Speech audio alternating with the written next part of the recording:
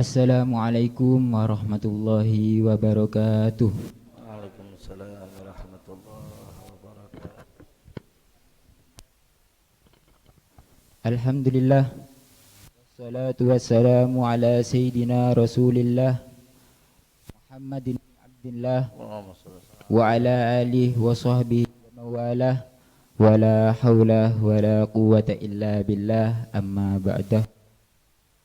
Yang kami dan kami ta'azimkan pengasuh Pondok Pesantren Keramat Asy-Syaikh Ibn Asy-Syaikh Kiai Athaillah As'ad yang kami muliakan dan kami ta'zimkan, dan kepada Ketua Umum Pondok Pesantren Keramat Syekh Ibn Syekh Kiai Malik Karim As'ad yang kami muliakan dan kami ta'zimkan, dan juga kepada pemateri kita yang berkenan hadir pada pagi hari ini, Al-Ustadz Habib Idrus Al-Hasni, matta'anallahu bituli hayatihim. Dan tak lupa kepada audiens yang telah hadir pada pagi hari ini. Hidup di dunia ini adalah sementara, dan setiap yang bernafas pasti akan mengalami kematian. Oleh karenanya kita perlu mengetahui cara untuk mengurus jenazah sebagai penghormatan terakhir kita kepada si mayit. Untuk itu Omim Pondok Pesantren Keramat mengadakan bimbingan tajhizul jenazah yang akan dipandu dan disampaikan oleh pemateri kita Ustadz Idrus Al-Hasni. Untuk sesi yang pertama adalah pandangan umum tentang tajhizul jenazah sendiri, mencakup memandikan, mengafani dan mengubur. Tapi sebelum itu mungkin ada sedikit perkenalan dulu dari beliau, karena kata pepatah lama, kalau tak kenal maka tak sayang. Kepada beliau kami persilahkan. Fadhal Bib. Assalamualaikum warahmatullahi wabarakatuh. Waalaikumsalam warahmatullahi wabarakatuh. Bismillah walhamdulillah. Wassalatu wassalamu ala Rasulillah sayyidina wa nabiyina Muhammad bin Abdillah wa ala alihi wa sahbihi wa mawalah wa la hawla wa la quwata illa billah. Subhanaka la ilma lana illa ma 'allamtana innaka antal alimul hakim. Rabbi syrah li sadri wa yassir li amri wa hlul 'uqdatam min lisani yafqahu qawli. Amma ba'd. Yang saya hormati, saya muliakan segenap pengasuh Pondok Keramat. Mudah-mudahan selalu dalam limpahan rahmah, berkah dan riayah dari Allah Subhanahu wa taala. Amin. Segenap pengurus pondok, para asatid dan seluruh santri yang mudah-mudahan Allah berikan ilmu yang manfaat, Allah jaga dari segenap musibah, bala dan segala yang menimpa, segala penyakit ataukah musibah yang lagi menimpa kita. Mudah-mudahan kita diselamatkan semuanya. Amin, amin. Dan kita diberikan panjang umur oleh Allah Subhanahu wa taala. Amin Allahumma amin. Di pagi hari ini menjadi satu kenikmatan bagi kita bisa bersua, berkumpul untuk pembelajaran daripada tajhizul jenazah, bagaimana tata cara perawatan jenazah. Ya, tapi sebelumnya perlu untuk saya perkenalkan diri. Nama saya Al-Fakir Idrus bin Muhammad bin Hadi bin Ibrahim Al-Hasani. Ya, kita bersambung ke nasabnya kepada Sayyidina Al-Hasan Sibtu Rasulullah sallallahu alaihi wasallam. Allahumma sholli alaihi. Dan kami menjadi pengajar, saya Al-Fakir jadi pengajar ada di pondoknya Pondok Sunnah Salafiyah Al-Habib Taufik bin Abdul Qadir As-Segaf yang ada di Sungi. Ya, dan kita juga menjadi pemandi jenazah yang ada di Kota Pasuruan. Dari kalangan para habaibnya, kalau ada habaib yang meninggal di Pasuruan, maka saya Al-Fakir yang memandikan. Ya, maka Al-Fakir memandikan. Jadi terkadang juga dari yang ada di luar Pasuruan pun terkadang juga kita yang memandikan. Jadi insya Allah kita sebenarnya sudah berjalan ini insya Allah lebih daripada 10 tahun ya paling, untuk mulai kita terjun di memandikan jenazah ya. Jadi ya lumayan banyak lah yang sudah kita mandikan. Nah, kayaknya itu mudah-mudahan kita di sini kepinginnya untuk semakin memberikan manfaat dengan semakin banyak orang yang memahami dan mengetahui bagaimana tata cara pemandian jenazah yang benar, yang sesuai dengan sunnah-sunnahnya ya, yang kita buat untuk bagaimana sesempurna mungkin sebagai wujud tadi ya, penghormatan terakhir kita kepada mayit sebelum kita masukkan ke liang lahat ya. Mungkin ini sebentar ya sebagai permohonan.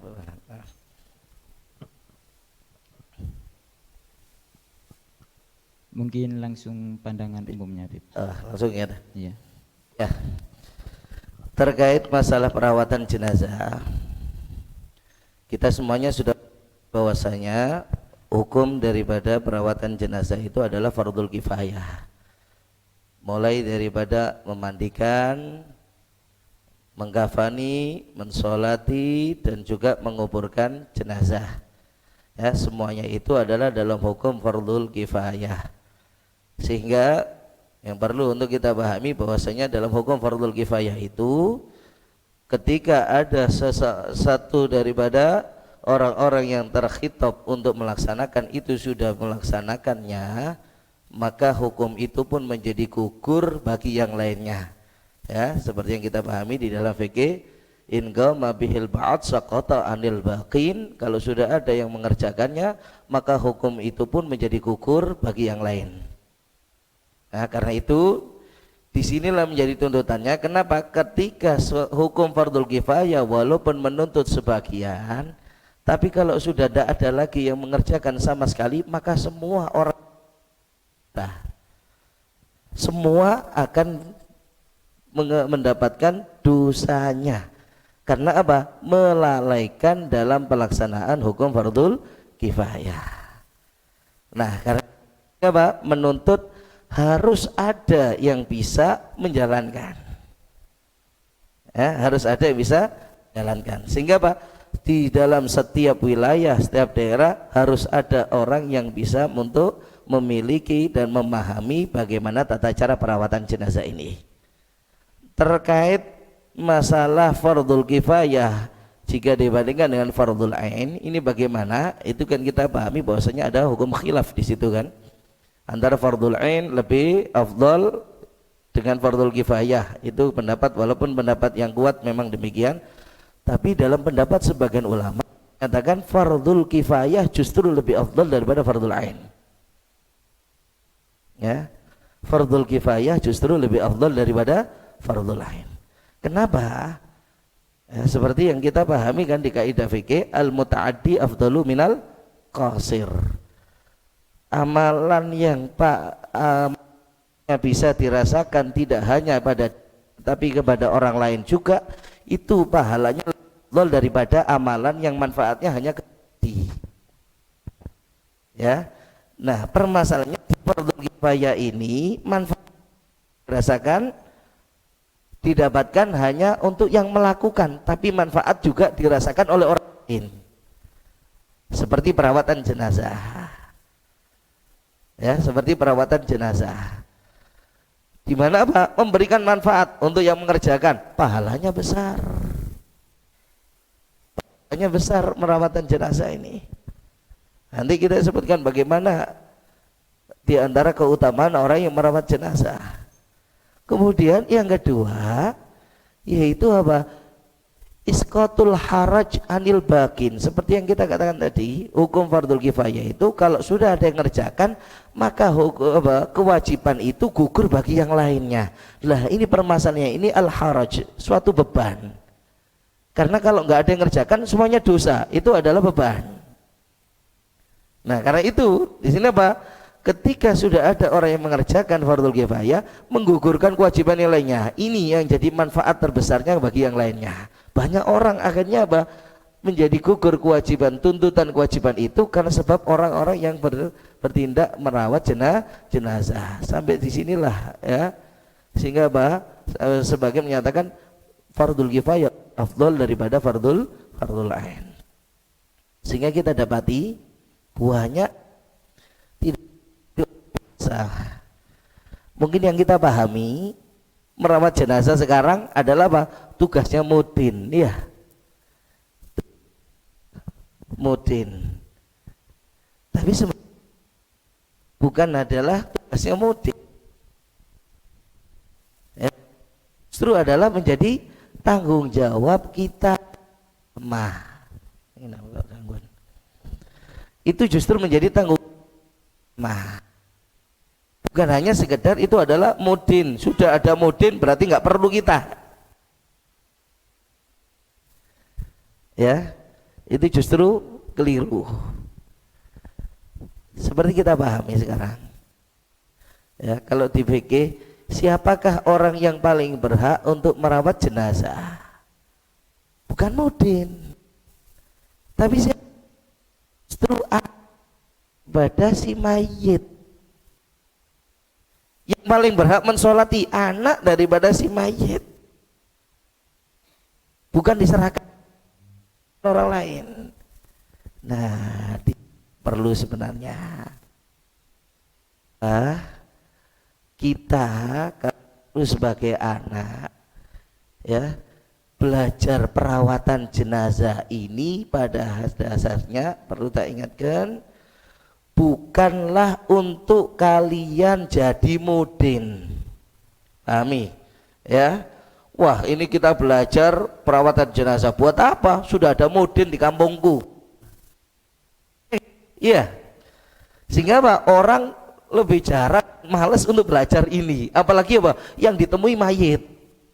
Menakutkan kadang-kadang ya. Nah, ini karena itu Bapak ini bukan untuk jadi mudin. Tapi kita belajar ini adalah Pak, menjadi satu kebutuhan. Nah, karena apa? Memang harus tuntutan ada orang yang mampu. Tidak ada misalkan mudin yang mampu untuk itu, ya. Tapi paling tidak Anda yang paling berhak merawat orang tua Anda sendiri. Itu pahami. Kira-kira ingin memberikan baik enggak untuk orang tua sendiri?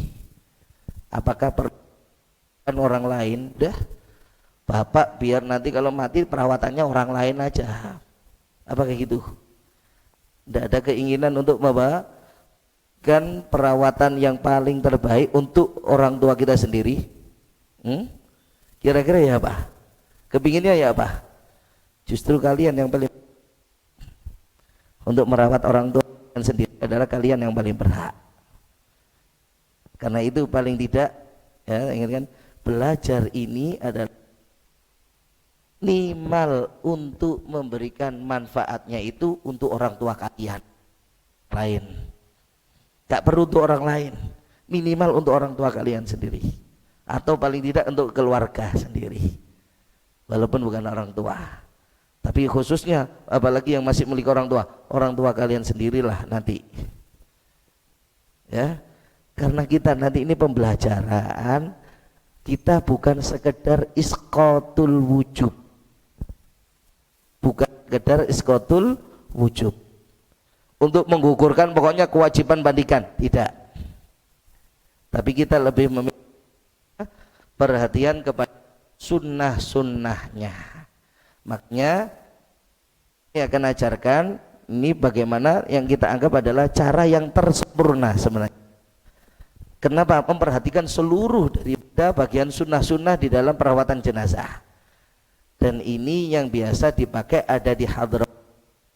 Ya, ada di Hadramut. Sanad untuk pembelajaran ini ya, itu bersambung ke Al-Habib Abdurrahman Al-Masyhur pengarang Bughya. Tahu kan? Bughyatul Mustarsyidin itu Al-Habib Abdurrahman Al-Masyhur. Nah, sanadnya pembelajaran yang akan kita pelajari ini punya ke beliau Al Habib Abdurrahman Al Masyhur pengarang Bughya. Ya, pengarang Bughya. Nah, itu makanya Pak, yang kita ingin pelajari di sini bukan hanya wujub, tapi bagaimana memperhatikan sunnah. Maaf.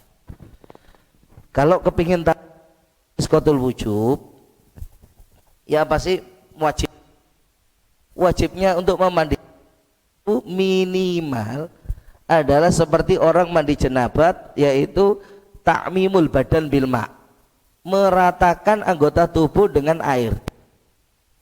Sudah cukup itu, meratakan seluruh anggota tubuh dengan air, itu sudah menjadikan gugur kewajiban. Ya, kalau kepingin mudah, cukup meratakan apa? Bisa kalau perlu cukup dijadi celup. Paham? Mayit ikat tengah sama atas, masukkan ke bak mandi yang besar, lebih dari 2 gola, celup bungkus. Penting takmimul badan bil ma', rata seluruh badan.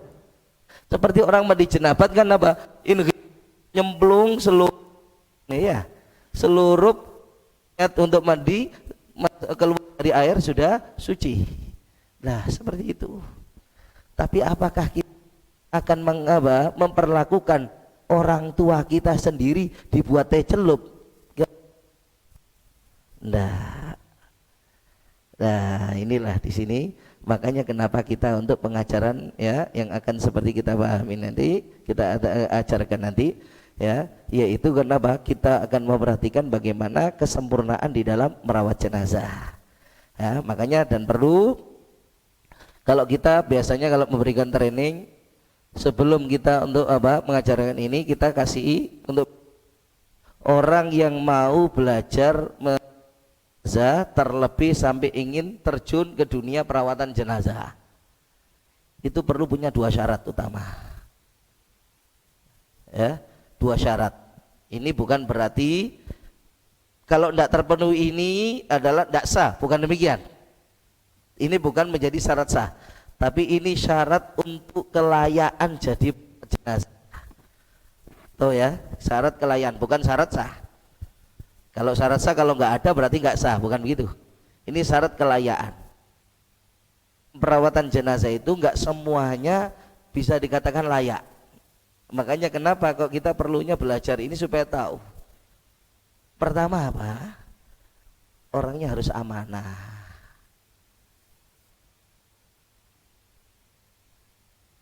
Ini. Orangnya harus amanat. Kenapa? Karena nanti di dalam perawatan jenazah itu akan dihadapkan dengan hal-hal yang menjadi tanggungan amanat dia. Apa diantaranya? Pertama, amanat untuk menjaga aibnya mayit.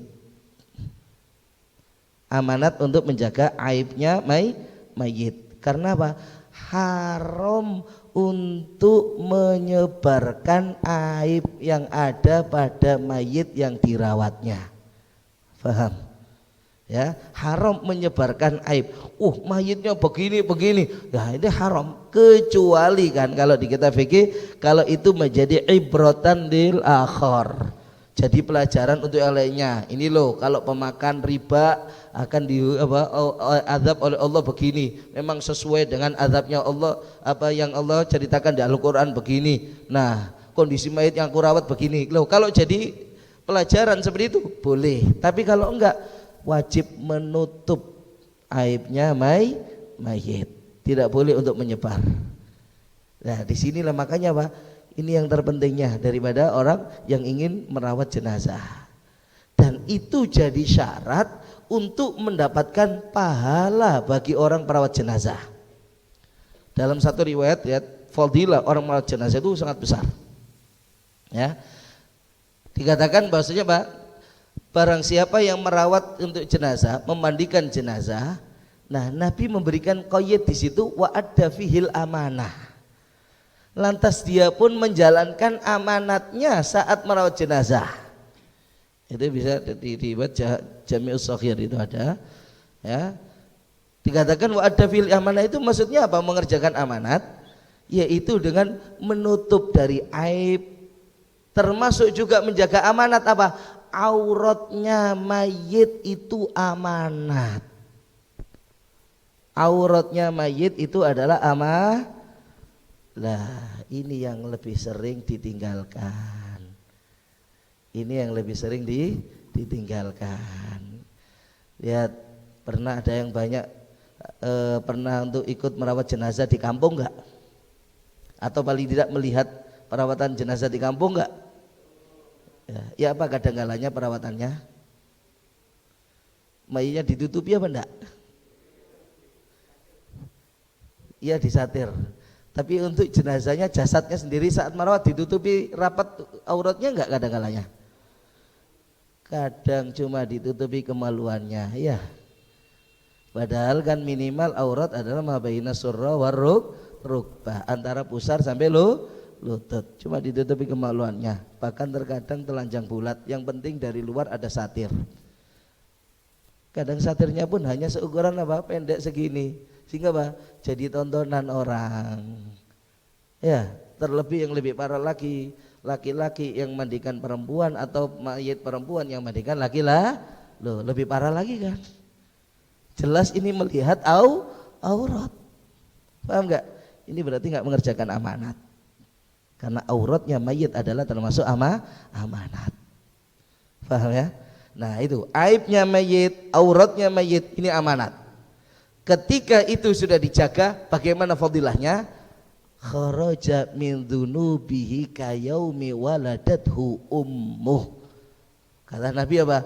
Akan keluar dosa-dosa orang yang merawat jenazah itu seperti bayi yang baru terlahir dari perut ibunya tanpa membawa dosa. Enak enggak? Enak enggak kalau gitu? Pahalanya besar. Termasuk jadi pelebur dosa kita. Ya, karena itu disinilah pertimbangan juga sambil menggugurkan kewajiban orang. Banyak dari orang soleh, gak cuma orang biasa, bukan cuma mutin, wali besar ada juga yang merawat jenazah. Di Hadramaut itu ya, muftinya yang ada di Tahrim bahkan ikut merawat jenazah. Al Habib Ali Masyhur, kakaknya Habib Umar bin Hafid. Ya, Habib Ali Masyhur itu mufti.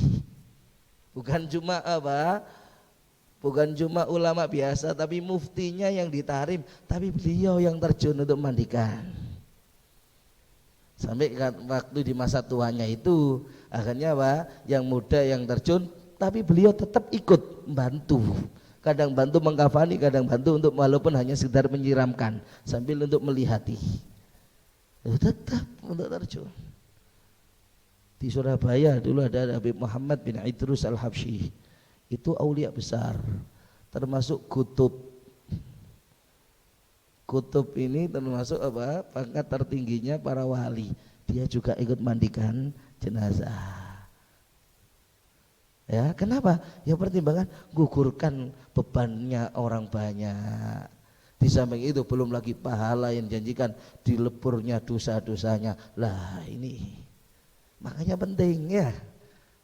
Fadilahnya besar. Ini yang pertama, amanat. Yang kedua syaratnya ya. Ini untuk syarat kelayaan ya. Harus bisa apa? Menganggap mayit yang dirawat seperti orang tuanya sendiri. Ini yang sebenarnya sulit. Ya, amanat itu sulit ya. Tapi terkadang untuk apa? Yang kedua ini yang kadang-kalanya juga adalah sulit. Bisa menganggap mayit yang dirawat itu seperti orang tua sendiri. Kenapa? Kalau nggak bisa seperti ini, dia pasti nggak akan telaten. Pasti nggak akan telaten. Pasti apa? Tidak akan mau untuk melaksanakan dan mempraktekkan apa yang kita pelajari nanti. Saya jamin itu. Ya pasti apa? Seperti di kampung aja 15 menit selesai atau paling lama setengah jam selesai sak ngafani. Iya, kadang-kadang gitu ya. Tahu nggak kalau saya ngerawat berapa? Paling cepet 2 jam. Kadang sampai 2 jam setengah. Bahkan kalau ada masalah pada mayitnya sampai 3 jam. Ya. Kira-kira ya apa? Wis kate nyerah dah. Nah, kadang-kalanya masalah yang kita banyak dapati kadang. Ya, tapi kita apa? Kita anggap ini mayit adalah orang tuaku. Kayak tadi. Masa kita mau orang tua kita dirawat seenaknya, orang tua kita dirawat hanya seada-adanya? Kira-kira kepinginnya apa? Yang paling sempurna enggak untuk merawat orang tua kita? Nah, itu yang kita perhatikan. Makanya ini yang sebenarnya berat juga. Bisa menganggap mayit seperti orang tua kita sendiri. Kadang kita pembersihan hanya telinga, itu lama. Walaupun hanya telinga. Makanya bukan 15 menit selesai.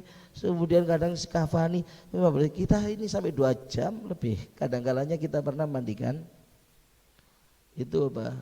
Jam 12 malam. Waktu itu nah kita ceritakan Kiai Muhammad Subadar, tahu ya, besok ya, itu minta dimandikan malam. Kita mandikan jam 12 malam. Kita jam tengah 12 datang. Waktu itu saya mandikan jam 12 malam, tahu jam 3 kita selesai. Padahal itu masih karena kita khawatir, mungkin khawatir ada keluarnya siapa besoknya. Jam 3 belum kita kafani. Cukup itu setelah kita, karena mau ada yang sholat saat itu, gurunya yang dari Kediri. Nah, akhirnya apa? Sholat itu kita lihat selesai jam 3. Anak pulang. Jam 3 pulang. Dari besok pulang ke Pasuruan. Kita ngomong jam 6 Anda datang lagi ke sini. Untuk apa? Ngafani. Kita jam 6 pagi sudah berangkat ke sana, sudah untuk ngafani. Ya itu, ya apa? Jam 3 kita baru pulang, perjalanan pulang ke rumah. Nanti apa sebelum jam 6 kita juga berangkat lagi untuk ke sana untuk ngafani. Duh, kalau nggak kita anggap orang tua, kira-kira sanggup seperti itu. Nah, paham ya? Nah, bahkan waktu itu pernah apa, dan terjadi kita apa, tangan anak sebelum mandikan kejepit pintu mobil karena keburu-buru kejepit.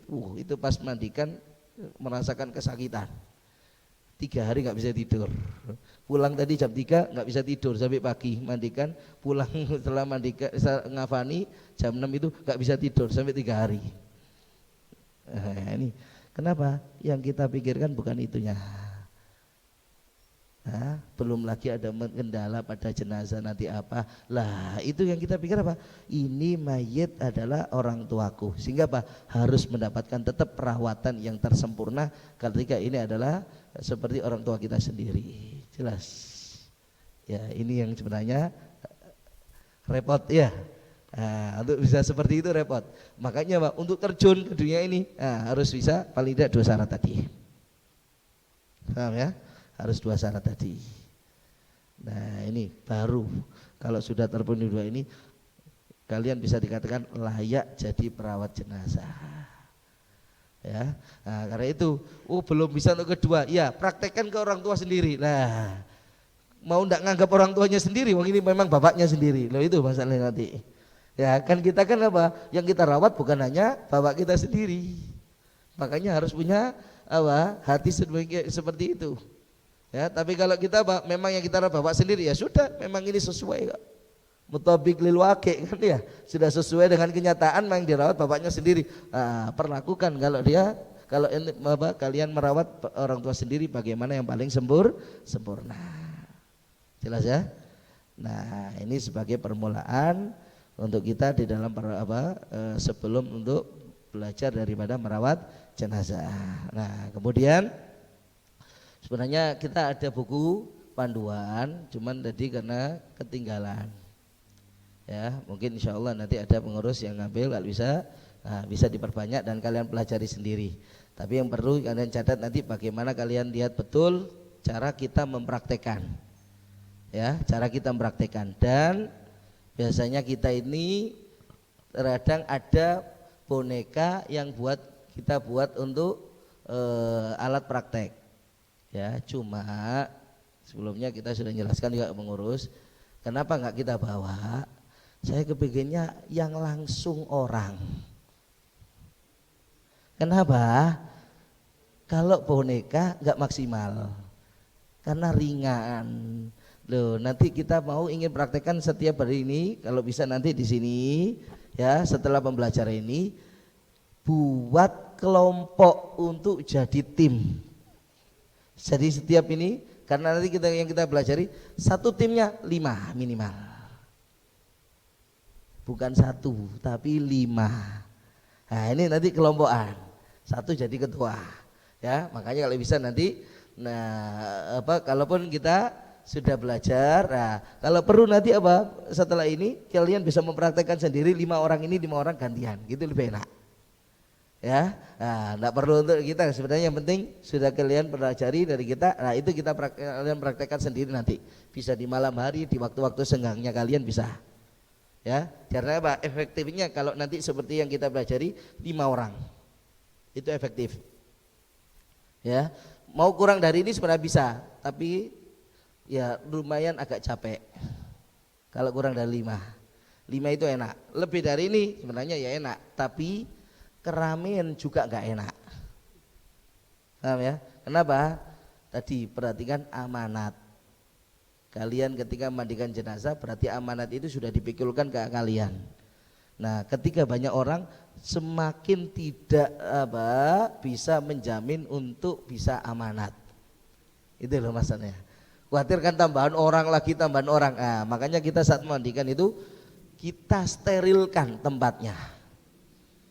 Sudah, siapa yang mau mandikan, bantu mandikan. Ya ini. Sudah, ketika kita agak cukup sudah tutup. Dan kita tidak mau nanti untuk mandikan itu di luar. Nah ini makanya sebelumnya kita mau tahu ya, pemraktek kita yang akan kita pelajari ini adalah sebenarnya keadaannya itu mulai saat orang itu belum mati alias masih sakit, saat dia sakaratul maut, saat baru mati, dan mulai dari perawatan pemandian, mengkafani, mensolati sampai nanti mengkubur. Ya, ini ya, mudah-mudahan waktunya berkah.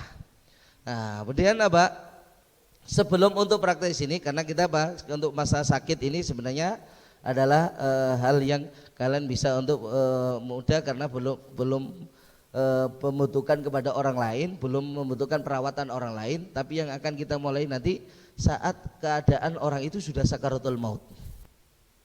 Ini yang akan kita jelaskan. Mulai dari saat orang itu dalam keadaan sakaratul maut ya.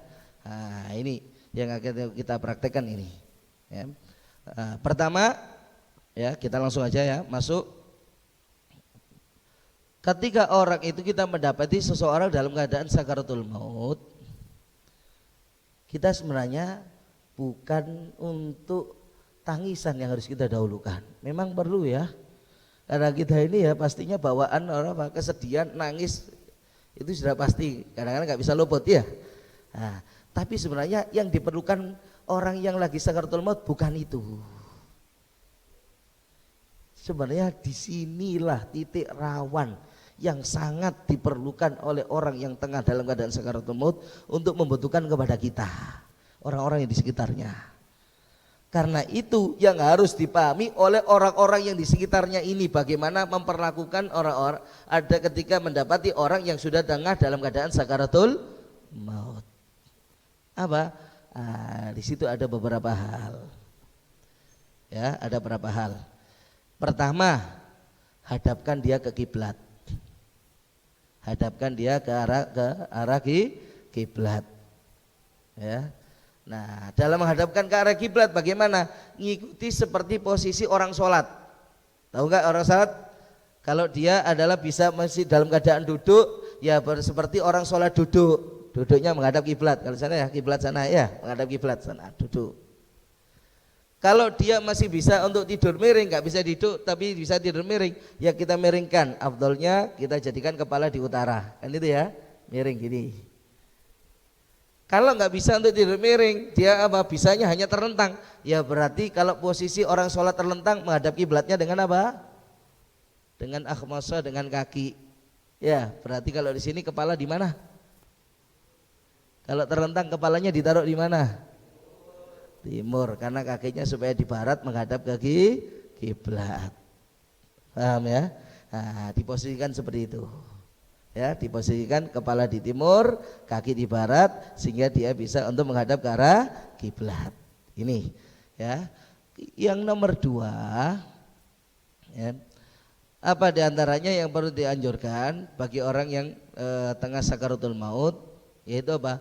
Orang-orang di sekitarnya suruh membacakan surah Yasin dan surah Ar-Ra'd. Membacakan surah Yasin dan surah Ar-Ra'd. Surah Yasin ini ya juga karena perintah kan, Iqra'u Yasin ala mautakum, bacakanlah surat Yasin ala mautakum. Banyak daripada ulama yang mentafsiri kalimat ala mautakum itu aiman hadaratul wafah, bukan sudah mati tapi ketika hendak mati. Jadi banyak yang mentafsir juga ala mautakum, bacakanlah surah Yasin ala mautakum, itu man hadaratul wafah, orang yang hendak mati. Nah, termasuk diantaranya kan apa? Fungsinya juga untuk menjauhkan syaitan, gangguan setan. Karena disitulah setan paling berjuang untuk menggoda kita saat kita sakaratul maut. Kenapa? Walaupun di masa hidup dia ahli ibadah, apa? Tapi kalau sudah sakaratul mautnya dia digoda, dia sampai bisa apa? Patuh sama syaitan, bisa jadi dia dicatat bahwa orang yang matinya su'ul khotimah, bahkan bisa dikatakan tidak membawa iman. Ya, para seso di akhir umur ya. Cerita para seso ma'ruf ya. Bagaimana di akhir umur Allah cabut imannya karena godaan setan. Duh, itu. Makanya masa genting. Ya, masa gentingnya di situ. Nah, kemudian baca juga surat Ar-Ra'd. Kenapa? Fa innaha tuhawwinu sakaratil maut. Suratul Ra'd itu bisa meringankan sakaratil maut. Ya, sakaratil maut bisa meringankan sakaratil maut. Kalau ngafal kalian lihat ya di Al-Qur'an surat Ar-Ra'd. Ya, surat Ar-Ra'd. Itu suruh baca apa? Kalau orang lagi sakaratul maut bisa meringankan dari sakaratul maut. Ya, sakaratul maut itu penuh dengan rasa sakit. Sampai Nabi mengatakan apa? Innal maut ila sakarat. Orang untuk kematian itu akan menghadapi namanya sakarat. Sampai Nabi sendiri kan apa? Allahumma hawwin alaina sakaratil maut. Ya Allah, ringankan kepadaku sakaratul maut. Nabi sampai berdoa seperti itu. Ya, begitu sakitnya. Sampai kan digambarkan seluruh syaraf kita yang ada di tubuh merasakan sakit saat kita sakaratul maut. Sampai di Ihya itu kan digambarkan sebagian ulama apa?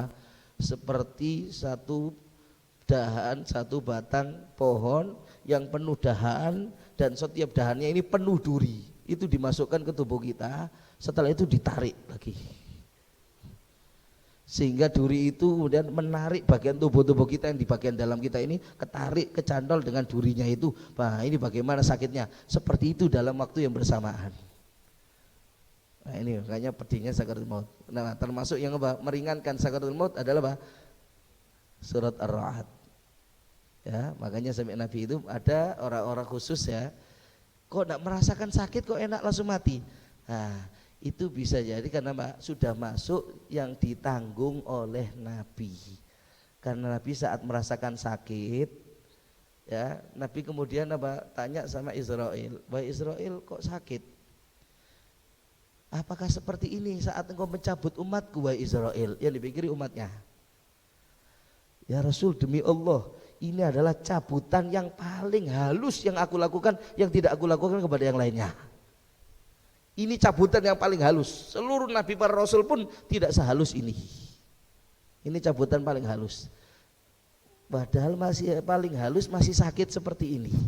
Sampai akhirnya kemudian saat itu Nabi berdoa, ya Allah, sakaratul maut separuh umatku timpakan kepadaku saat ini ya Allah.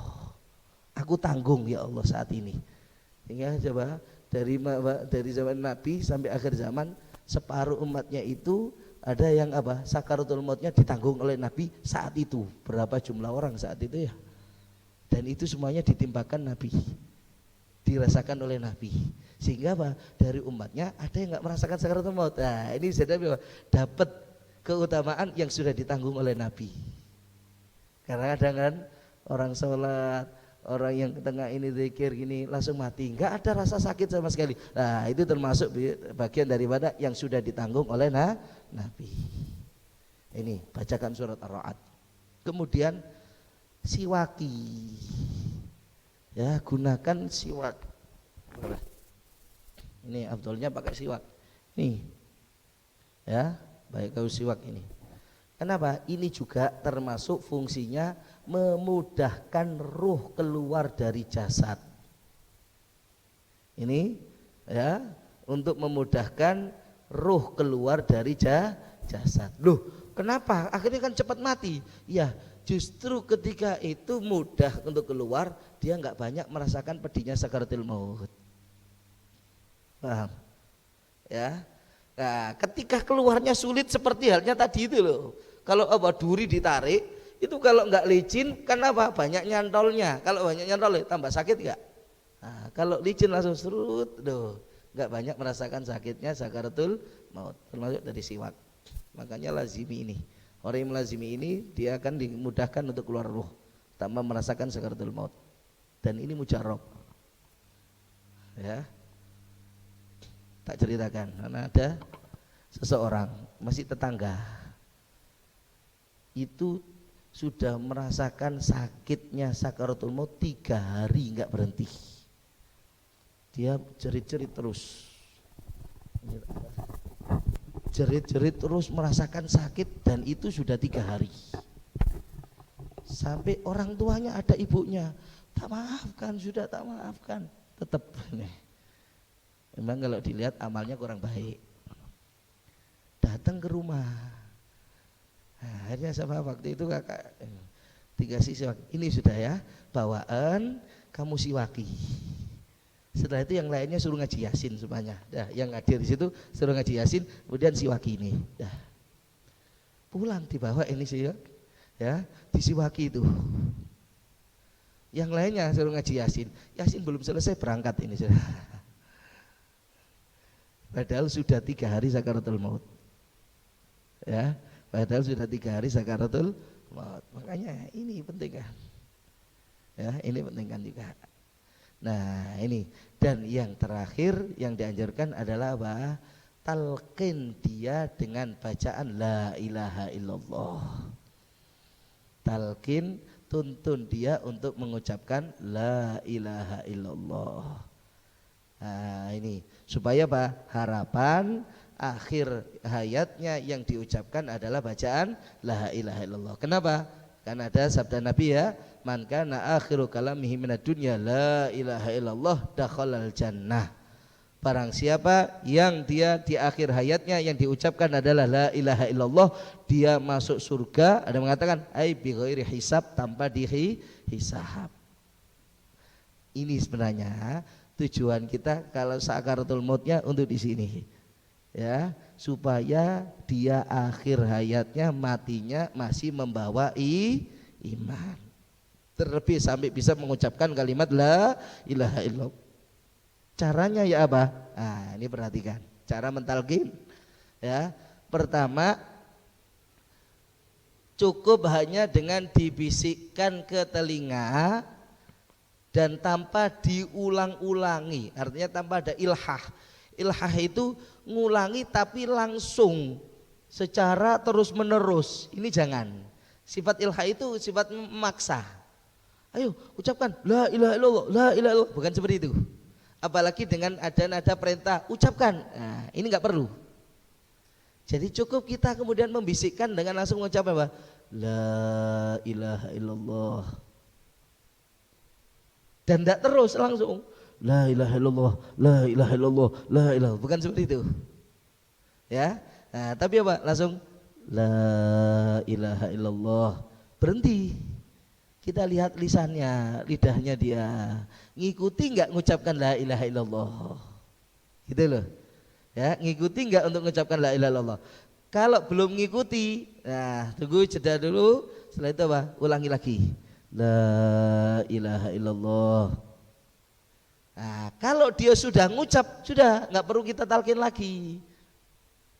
Ya, selama dia nggak mengucapkan sesuatu tentang urusan duniawi, maka nggak perlu untuk kita ucapkan lagi, nggak perlu kita talqin lagi. Sudah cukup dengan itu. Walaupun dengan dia zikir Allah, Allah, Allah, nah, itu tidak memutus dari la ilaha illallahnya. Ya, nah, baru kalau ucapan apa tentang duniawi, nah, kadang-kalanya minta panggilkan anaknya. Mana anakku fulan, panggilkan. Mana anak fulan. Nah, kadang-kadang gitu. Nah, sudah panggilkan, setelah manggilkan talqin lagi seperti tadi. La ilaha illallah gitu. Ya, atau kadang-kadangnya apa? Biasanya minta minum. Termasuk sakaratul maut itu banyak menjadikan haus. Ya, minta minum, kasih minum. Setelah itu apa? Talqin lagi. La ilaha illallah. Jelas ya? Dan usahakan yang mentalkin bukan ahli waris. Ini sebenarnya di fikih juga banyak kan. Usahakan bukan ahli waris. Kenapa demikian? Khawatir ada anggapan dari orang yang tengah sakaratul maut bahwasanya apa? Yang mentalkin ini berharap dia cepat mati supaya dapat warisan. Sehingga saat dia ditalkin malah semakin menolak untuk mengucapkan la ilaha illallah. Loh, ini bahaya.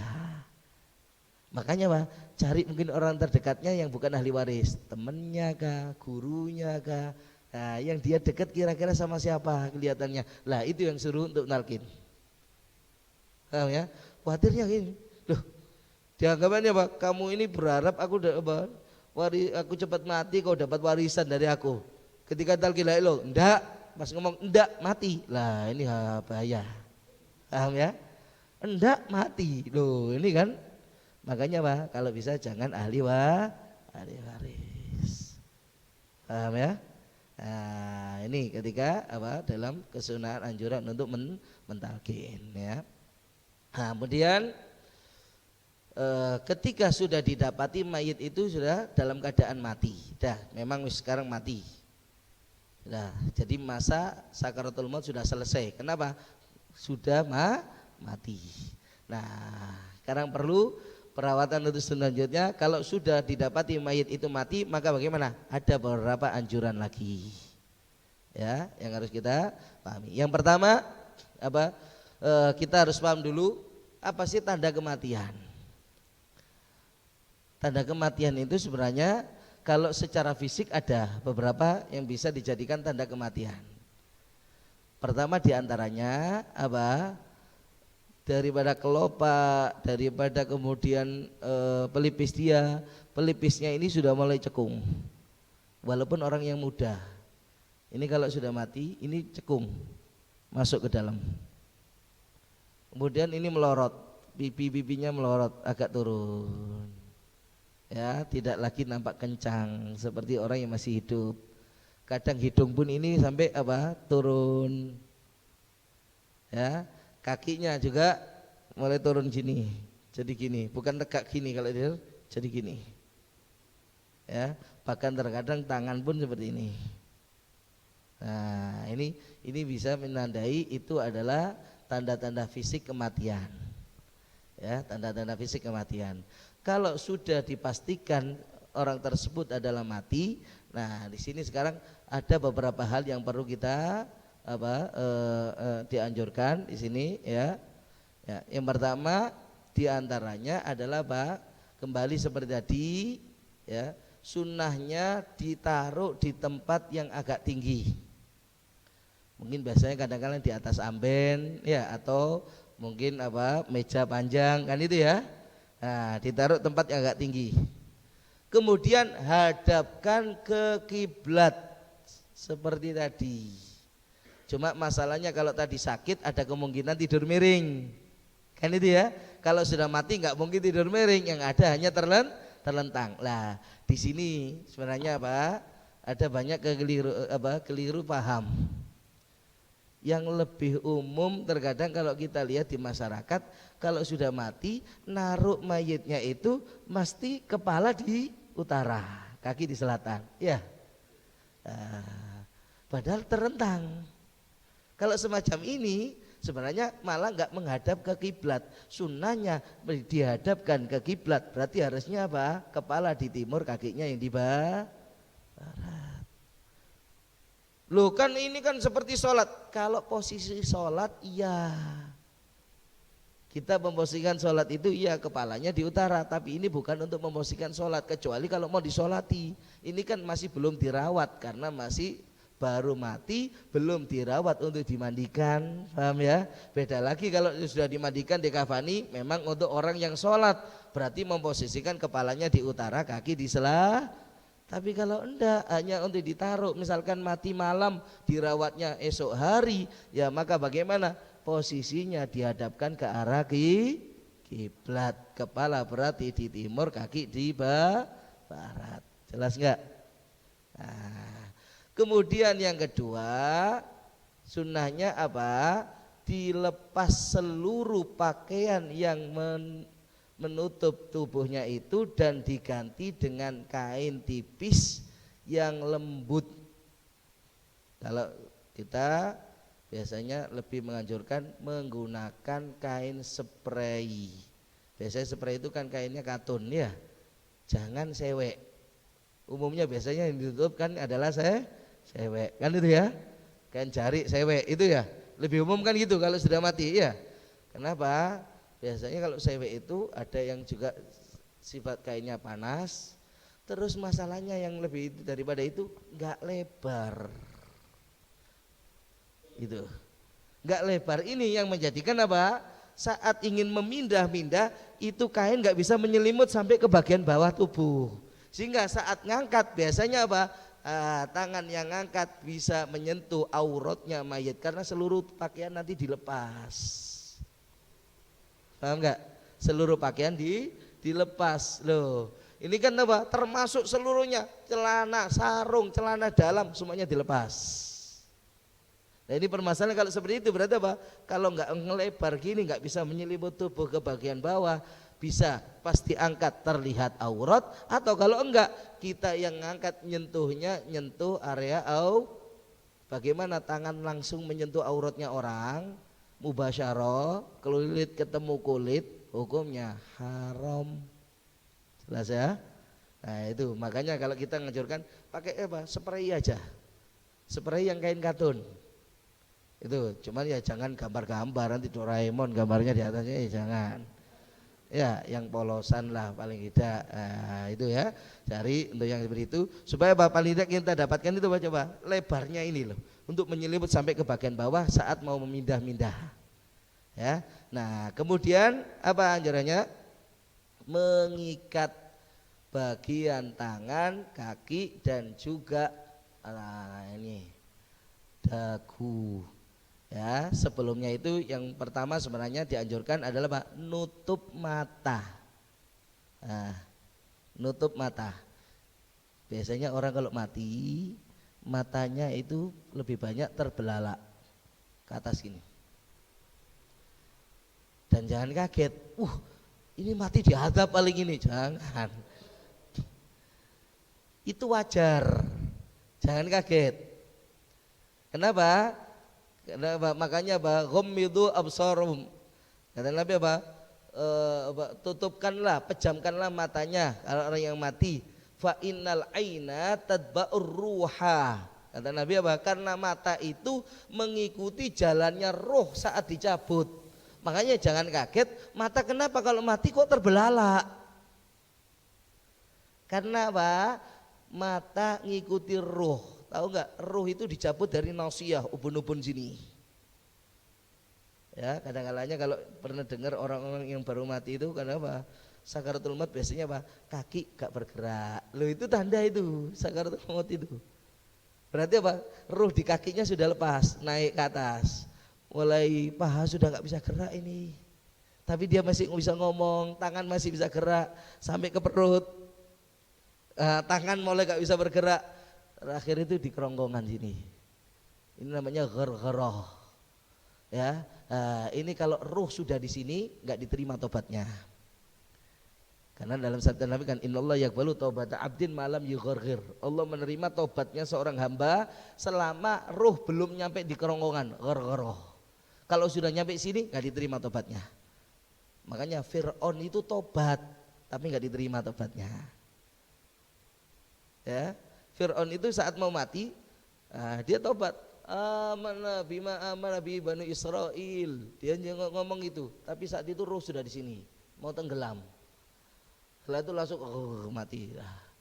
Nah, ruh cuma sudah di sini. Makanya nggak diterima tobatnya oleh Allah. Sudah yukarkir. Nah, ini ruh kan keluar saat keluar ini mata ini ikuti ruhnya dia keluar. Ketika ruh sudah keluar, mata nggak bisa balik lagi untuk pejam, sehingga matinya terbelalak.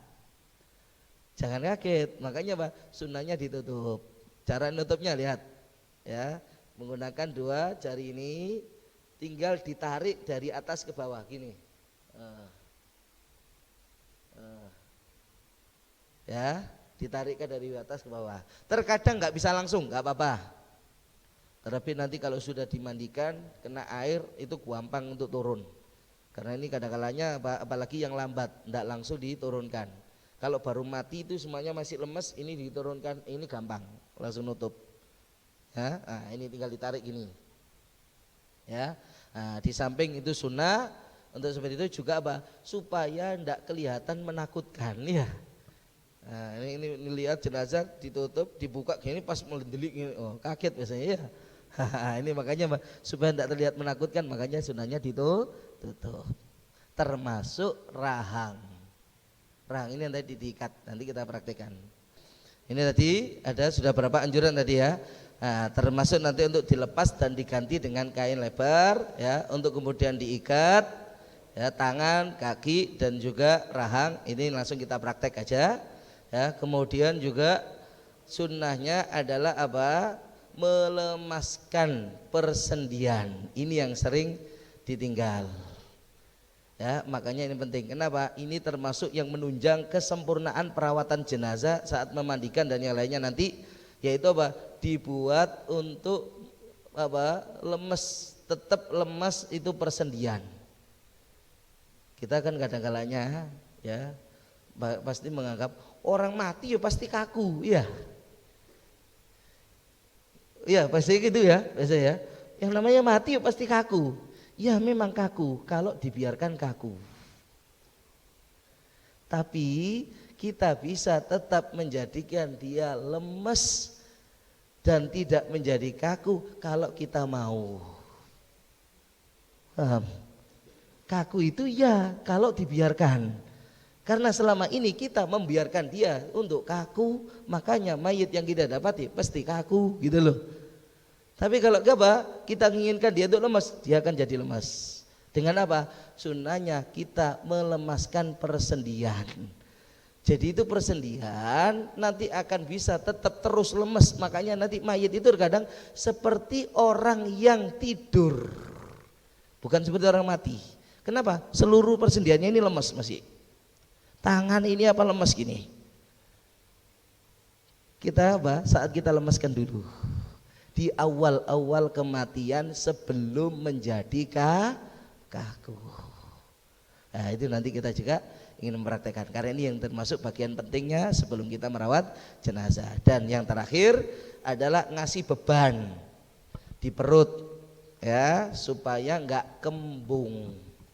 Jadi nanti perut kenapa kalau orang mati mesti kembung? Iya, karena apa? Mulutnya ini akan mudah untuk kemasukan angin. Makanya termasuk mulut rahang ini adalah apa? Kalau sudah mati gampang terbuka. Ini karena rahang kita kalau sudah masih hidup ini sarafnya di sini masih bekerja. Makanya apa? Lebih banyak nutup. Tapi kalau sudah mati ini sudah lepas, engselnya itu ibaratnya sudah lepas, tidak kerja, sehingga apa? Langsung wah terbuka. Karena itu apa? Ditutupkan dengan diikat ke atas. Nah ini setelah ini kita praktekkan. Paham ya? Nah, perutnya juga demikian, dikasih beban. Nah, kalau di kitab itu 50 gram, itu batas minimal, bukan berarti gak boleh lebih dari itu. Ya, karena itu apa intinya? Dobitnya di situ untuk ngasih beban perut. Bihaitsu lam yata'adza law wudi'a ala batnihi innama atau fil haya juga sah.